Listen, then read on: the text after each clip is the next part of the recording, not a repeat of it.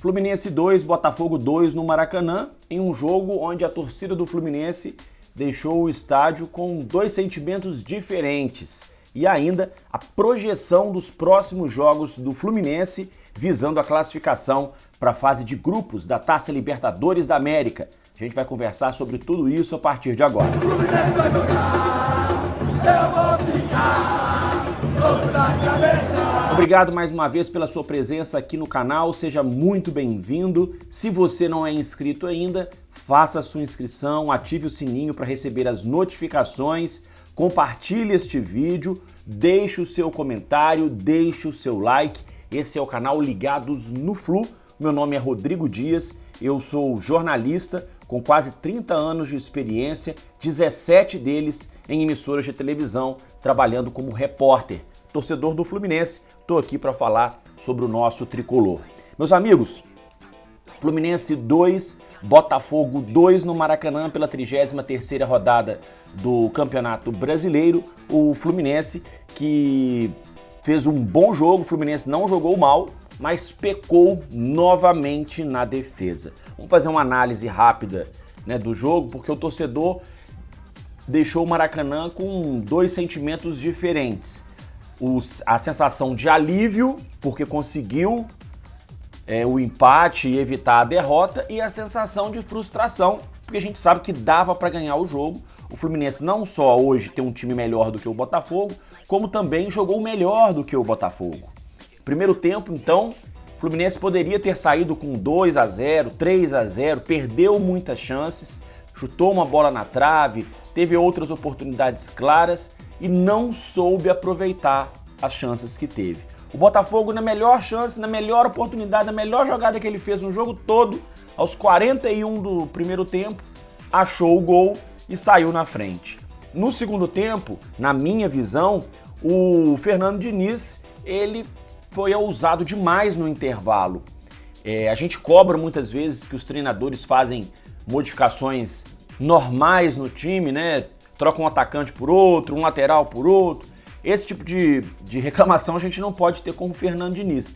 O Fernando Diniz é muito ousado, mas tudo na vida você tem momentos para ser ousado. Na minha visão, não havia necessidade do Fernando Diniz tirar o zagueiro, o Manuel, para colocar um meia mais de criação, no caso o Natan. Aquilo ali desestruturou um pouco o Fluminense, que vinha bem no jogo. O Fluminense fazia um bom jogo.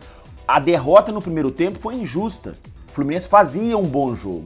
Então, quando ele faz uma mudança tão radical, o time deu uma desarrumada e acabou sofrendo o segundo gol logo no início do segundo tempo, o que desestabilizou emocionalmente ainda mais o time e o Fluminense passou a oferecer contra-ataques para o Botafogo.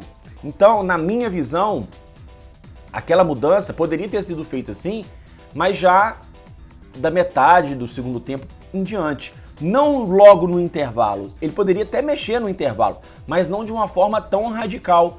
E o time parou, inclusive, de criar chances.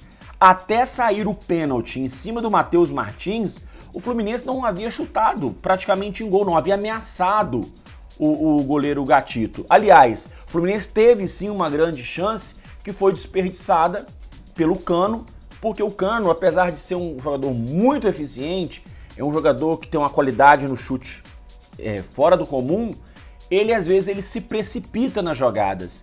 No segundo tempo aconteceu um lance em que o Iago enfiou uma bola para ele ia sair sozinho, cara a cara com o goleiro, mas ele preferiu girar o corpo rápido, todo desequilibrado, e chutou fraquinho na mão do goleiro.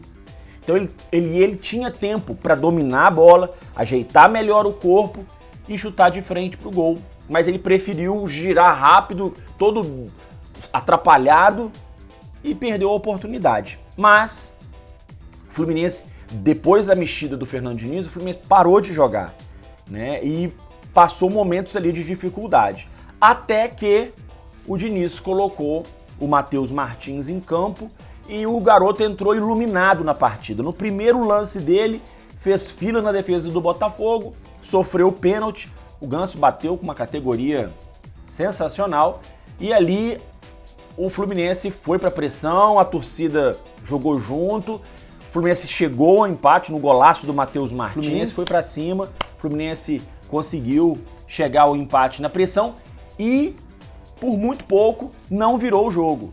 O Botafogo, a partir do momento que ele toma o segundo gol, a torcida dele se cala, né? O Fluminense pressiona, aumenta a pressão e dava até mesmo para o Fluminense ter virado o placar ontem contra o Botafogo no Maracanã. Vamos ouvir então o que o Fernando Diniz falou na coletiva sobre o Matheus Martins, porque ele era titular, perdeu a posição, entrou ontem, entrou muito bem e acabou fazendo o gol. Vamos ouvir. Então eu acelerei um pouquinho o tempo do vídeo, mas vamos ouvir então o que o Fernando Diniz disse. A gente tem que ter paciência, o Martins saiu, voltou muito bem, é um processo do Calegari. Já falei mais de uma vez, o jogador que está no Fluminense não tem jogador ruim aqui, todos eles são muito bons. E jogador bom mesmo é um jogador que está com confiança. Então, às vezes, quando vem a crítica da torcida, que é uma coisa que vai vir sempre, quando o torcedor achar que tem que vai, ele vai olhar. Ninguém vai controlar a torcida. A torcida está aí para se manifestar do jeito que ela tem que se manifestar. E para os jogadores amadurecerem, eles têm que passar por esse processo. Porque, infelizmente, a gente, às vezes, internamente, se perde naquilo que acontece lá de fora. E os jogadores precisam de respaldo, precisa de educação no sentido de emocional, de falar, nós estamos aqui, vai passar, como aconteceu com o Martins hoje. Agora, o Fernando Diniz, ele deu uma resposta que eu achei, assim, importante a gente ressaltar aqui, que é a questão da campanha que o Fluminense faz. Claro, o torcedor quer que o Fluminense seja campeão? Quer. O torcedor quer que o Fluminense levante campeonatos, taças? Claro, todo mundo quer. Isso é inegável, né? Todo mundo quer, a gente torce para ser campeão. Só que o Fluminense hoje, e isso não é de hoje, né? Isso já vem desde que a Unimed saiu do Fluminense, o Fluminense não tem condições financeiras de competir com o Palmeiras, com o Atlético, com o Flamengo. São equipes que têm orçamentos muito maiores do que o Fluminense. Então a campanha do Fluminense, nesse momento de quinto colocado, é o ideal, é o que a gente gostaria? Não, a gente gostaria de estar em primeiro. Mas, dentro do orçamento que o Fluminense tem, é uma boa campanha? É uma grande campanha? É. O Diniz, ele fala isso na coletiva e ele tá certo. Na verdade, ele inclusive errou quando ele disse que o Flamengo tem um orçamento de 24, 25 milhões por mês. O orçamento do Flamengo é maior do que esse. Há uns 3 meses atrás saiu uma publicação sobre os maiores orçamentos do futebol mundial e, segundo essa publicação, o Flamengo, o orçamento dele é de 32 milhões de reais. O orçamento do Fluminense é de 6 milhões, gente. 6 milhões, olha a diferença. A diferença é absurda. Há um abismo aí, né, de dinheiro. Então, se a gente colocar isso no papel e ver que o Fluminense está na frente do Atlético Mineiro, na frente do Atlético Paranaense, que tem um bom time, né? E na frente de outras equipes que têm um orçamento maior, se a gente fizer essa comparação, a gente vai ver que a campanha do Fluminense é boa, sim.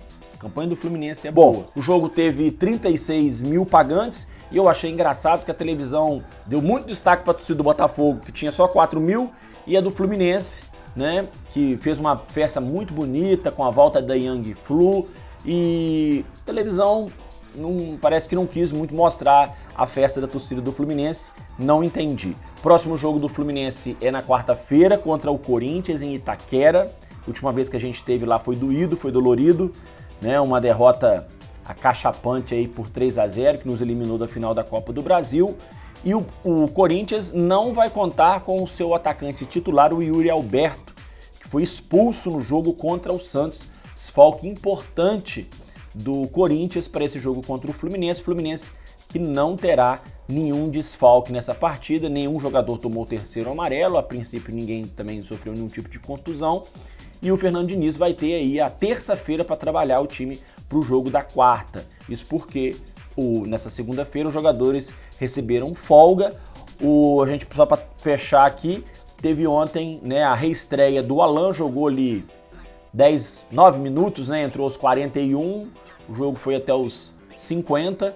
O Alan acabou entrando no finalzinho, acho que nem chegou a tocar na bola, não viu o Alan tocando na bola, mas de qualquer forma é isso que ele precisa, ir entrando aos pouquinhos para ganhar ritmo e começar a participar também. O Alan que provavelmente só vai ser realmente aproveitado a partir da próxima temporada, porque ele perdeu muito tempo por causa da contusão que ele sofreu, porque estava também afastado dos gramados há alguns meses. Então o Alan provavelmente só vai ser útil mesmo ao Fluminense o ano que vem, mas é importante que ele entre alguns minutos agora no final do campeonato, até mesmo para ganhar um pouco de confiança, tá certo?